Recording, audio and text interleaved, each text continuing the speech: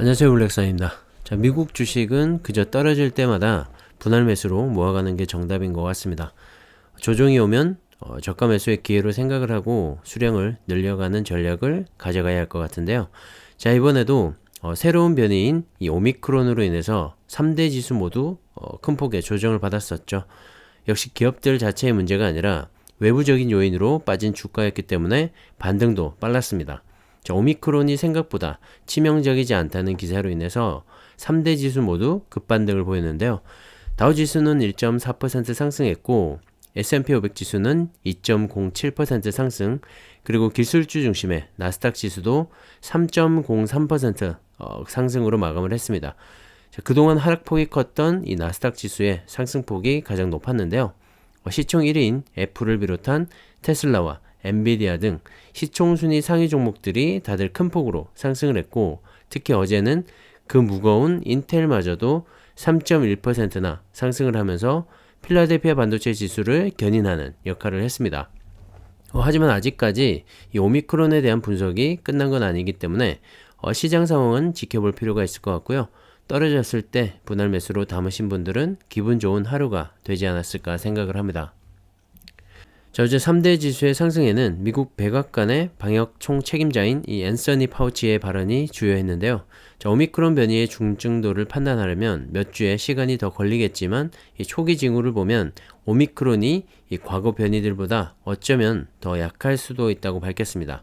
그리고 새 변이의 이 전파력은 강하지만 중증도에 있어서는 거의 확실하게 델타 변이보다 심각하지 않을 것이라고도 전망을 했는데요. 자, 그로 인해서 이 오미크론으로 위축됐던 시장이 다시 되살아났고 3대 지수 모두 큰 폭의 상승을 보인 것이죠. 다들 알다시피 이 오미크론의 전염성은 가장 강합니다.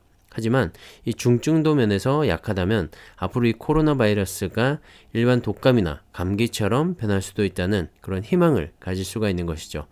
자, 그렇게 된다면 내년에는 드디어 코로나의 끝을 기대해봐도 좋을 것 같은데요. 자, 어디까지나 저를 비롯한 우리 모두의 희망사항이기 때문에 일단은 이 개인 방역 수칙을 잘 지키면서 앞으로의 추세를 잘 지켜봐야 할 것 같습니다.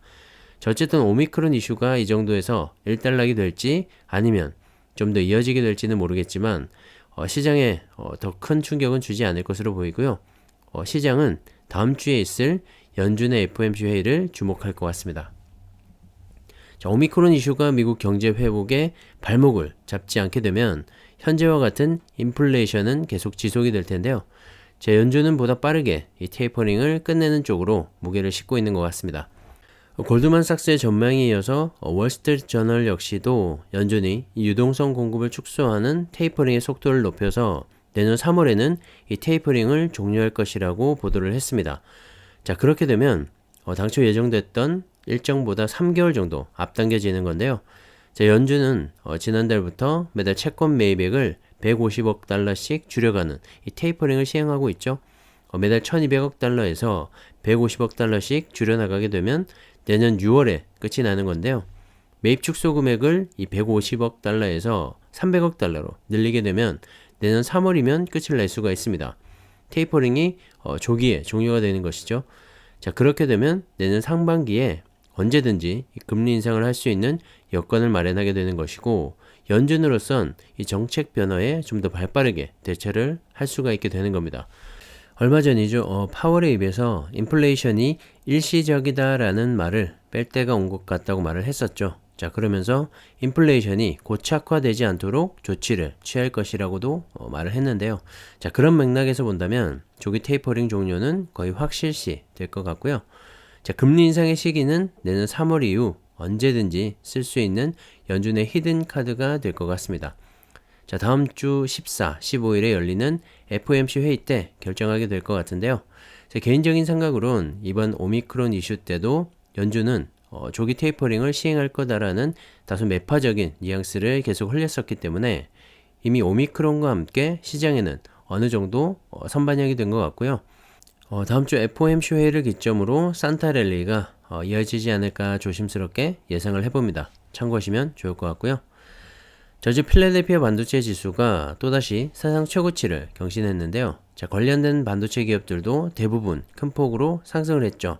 엔비디아는 7.96%나 급등을 했고 AMD는 4.16% 상승, ASML도 6.56%나 상승을 하면서 이 전반적인 지수 상승에 힘을 실었습니다. 특히 어제는 그 무거운 인텔마저도 3.1%나 상승을 했는데요. 인텔의 좋은 뉴스 하나가 떴죠. 내년에 인텔의 자율주행 자회사인 모빌아이의 뉴욕 증시 IPO를 추진한다고 밝혔습니다. 자, 인텔이 2014년 뉴욕 증시에 입성한 이 모빌아이를 2017년에 153억 달러 하나로 약 18조 원에 인수를 한 이후에 약 5년 만에 뉴욕 증시의 재상장을 추진하는 셈인데요.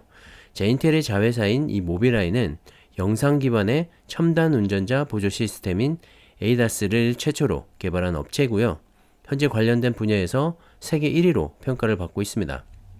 자, 차량 내부에 장착된 이 카메라로 속도 제한과 충돌 위험을 알려주는 이 미래 자율주행 차량의 핵심 기술을 갖추고 있는데요. 자, 인텔에 인수된 이후 매출액이 3배 이상 증가를 할 만큼 고성장을 보여주고 있죠. 자, 특히 인텔은 현재 모빌아이의 분사나 매각 계획이 전혀 없고 대부분의 소유권도 유지할 것이라고 밝혔는데요.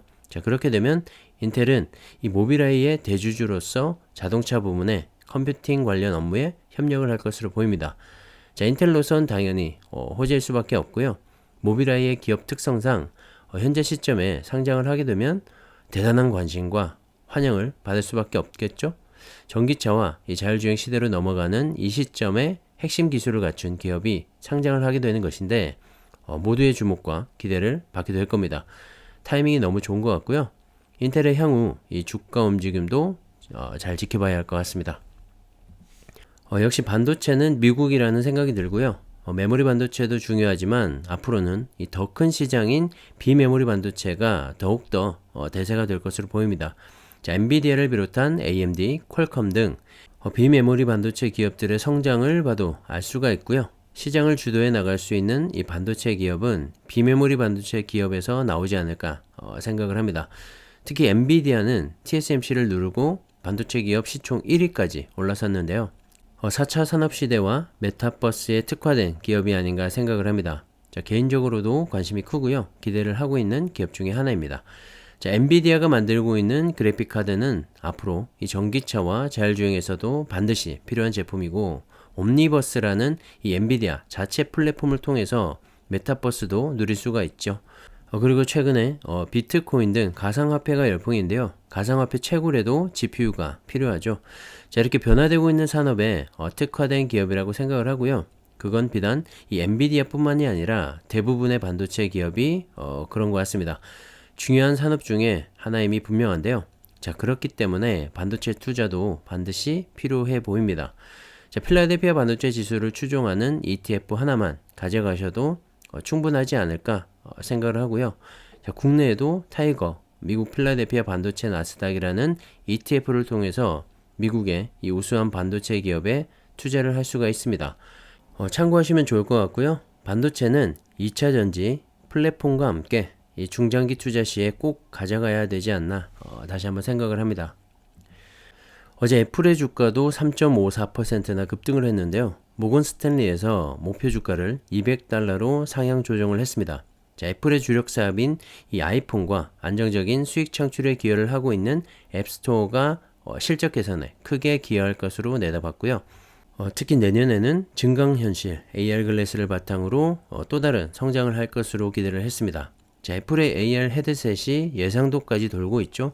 자, 어떻게 보면 물안경 같기도 하지만 애플답게 세련된 모습입니다. 자, 애플의 AR 헤드셋이 아이폰과 연결하지 않고도 이 맥 수준의 성능을 구현하면서 독자적으로 사용할 수가 있을 거라는 예상도 있는데요. 자, 가격은 대당 350만원 내외가 될 것으로 보고 있습니다. 비싸다면 또 비쌀 수가 있는데 자, 어떤 확장성을 보여주게 될지 애플이기 때문에 너무나 기대가 되고요. 히트를 친다면 애플의 실적과도 연결이 되기 때문에 주가 상승으로도 이어질 수가 있겠죠. 자, 어쨌든 이렇게 새로운 주가 상승에 이 모멘텀이 있다는 게 중요한 것 같고요. 끊임없이 새로운 걸 만들어내는 애플이어서 시총 1위를 유지하고 있지 않나 생각을 합니다. 자, 그리고 애플카 이슈도 있죠. 2025년 출시를 예상하고 있는데요. 아직 시제품조차도 나오지 않은 상황이지만 개발에 성공만 한다면 또 엄청난 파장을 일으키지 않을까 생각을 합니다. 투자라는 건 이런 기업에 꾸준히 하는 게 맞지 않을까요? 뭐 애플에 직접 투자를 할 수도 있고 나스닥이나 S&P 500과 같은 ETF를 통해서 분산 투자를 할 수도 있죠. 특히 타이거, 이 미국 테크 탑 10을 통해서 좀 더 높은 비중으로 투자를 할 수도 있고 말이죠. 자, 선택지는 많으니까요. 신중히 생각하셔서 투자를 하시면 좋을 것 같습니다. 자, 테슬라도 오랜만에 4.24%나 상승을 하면서 $1,000를 깨지 않고 유지를 했는데요. 자, 스위스계 투자은행인 UBS에서 테슬라의 목표 주가를 기존 $725에서 $1,000로 상향 조정을 하면서 최근에 여러 가지 악재들을 잠재우는 모습이었습니다. 자, 테슬라는 최근에 일론 머스크의 지분 매각으로 고점 대비 약 20% 넘게 급락을 하기도 했죠. 자, 거기에다가 중국에서 모델 Y의 리콜 이슈와 내부 회로 기판의 결함으로 최소 수백 대의 모델 S와 모델 X, 모델 3 전기차의 중계기 카메라를 교체하기도 했습니다. 자, 이런 악재에도 불구하고 UBS는 내년도 테슬라의 고성장을 예상했는데요. 자, 테슬라가 수직 계열화에서 우위를 점하면서 이 반도체와 배터리 등에서 경쟁사들을 크게 앞지르고 있고, 이에 따라서 시장 선도 자리를 확고하게 굳힐 것으로 전망을 했습니다. 자, 리비안 등 어떤 라이벌도 2022년에는 테슬라 근처에도 못 미칠 것이라고 단언을 했는데요. 자, 제가 생각하기에도 어느 전기차 기업보다 빠르게 공장을 늘리고 있고 안정적으로 생산과 공급을 하고 있죠. 자, 그리고 자율주행 부분에서는 세계 최고를 자랑하고 있기 때문에 테슬라를 넘어서기란 쉽지가 않을 겁니다. 자, 전기차 최대 시장인 미국과 중국에서도 입지를 넓혀가고 있고 유럽 지역도 올해 말부터 독일에서 새로운 공장이 가동될 예정이죠. 자, 그러면서 미국과 중국, 유럽까지 빅3 지역에서 내년부터는 좀 더 공격적인 판매를 이어가지 않을까 생각을 하고요. 최근에 인상된 차량 가격까지 생각을 한다면 실적도 좋게 나올 것 같습니다. 자, 오늘 말씀드렸던 애플과 엔비디아, 테슬라 외에도 미국에는 너무나 좋은 기업들이 많이 있죠.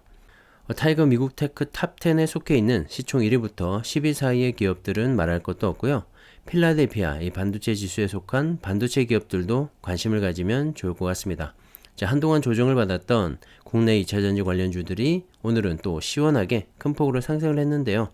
자, 테슬라의 성장과도 맞물려 있는 2차전지 시장이고 테슬라뿐만 아니라 모든 전기차 업체들을 고객으로 확보할 수 있기 때문에 중장기 투자 시에 꼭 관심을 가지고 투자를 하시면 좋을 것 같습니다. 자, 오늘 영상도 여러분의 투자에 도움이 되었으면 하고요. 오늘은 여기까지 하겠습니다. 감사합니다.